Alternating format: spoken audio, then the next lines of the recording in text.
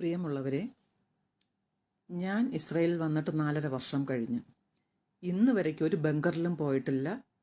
നിങ്ങളുടെയൊക്കെ തെറ്റിദ്ധാരണയാണ് എൻ്റെ പോസ്റ്റിൽ വന്ന് ബങ്കറിലിരിക്കുകയാണോ. അങ്ങനെ ബങ്കറിൽ പോകേണ്ട ആവശ്യമില്ല. ഈ ശരിക്കും സൈറൺ മുഴങ്ങുന്നത് നമ്മൾ റോഡിലോ ഏതെങ്കിലും പിന്നെ സ്ഥലത്ത് കളി സ്ഥലത്തോ എവിടെങ്കിലും നിൽക്കുന്ന കുട്ടികളോ ആരെങ്കിലും ഉണ്ടെങ്കിൽ സൈറൺ മുഴങ്ങുമ്പോൾ ഓടി സേഫായിട്ടുള്ള സ്ഥലത്തോട്ട് കയറുക.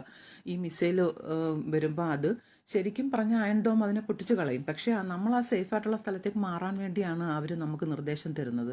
അത് കണക്ക് നമ്മുടെ ഫോണിൽ അലേർട്ട് വരും നമ്മൾ സേഫായിട്ടിരിക്കാൻ വേണ്ടി. അപ്പം നമ്മൾ ചിലപ്പം റോഡിൽ കൂടെ നടന്നു പോവുകയോ എന്തെങ്കിലും ഷോപ്പിങ്ങിന് പോവുകയാണെങ്കിൽ ഏതെങ്കിലും കടയ്ക്കുള്ളിൽ എവിടെങ്കിലും കയറി നിൽക്കുക. അതിനു വേണ്ടിയാണ് നിർദ്ദേശം നൽകുകയാണ്. അല്ലാതെ ഇന്ന് വരയ്ക്ക് ഞാനൊരു ബങ്കറിലും പോയി ഇരുന്നിട്ടില്ല. കാരണം ഇവിടെ ഫ്ലാറ്റുകളാണ്, അതിനുള്ളിൽ സേഫായിട്ടാണ് ആൾക്കാർ ജീവിക്കുന്നത്. അല്ലാതെ നിങ്ങൾ അവിടെ ഇരുന്ന് ഈ പറയുന്ന കണക്ക് നെതന്യാഹു ബങ്കറിൽ, നെതന്യാഹു ഗ്രീസിൽ പോയി, ഈ ഞങ്ങൾ ബങ്കറിൽ, അതിൻ്റെ ആവശ്യമൊന്നുമില്ല. ഇസ്രായേൽ എന്താണെന്ന് നിങ്ങൾക്കാർക്കും അറിയത്തില്ല കേട്ടോ.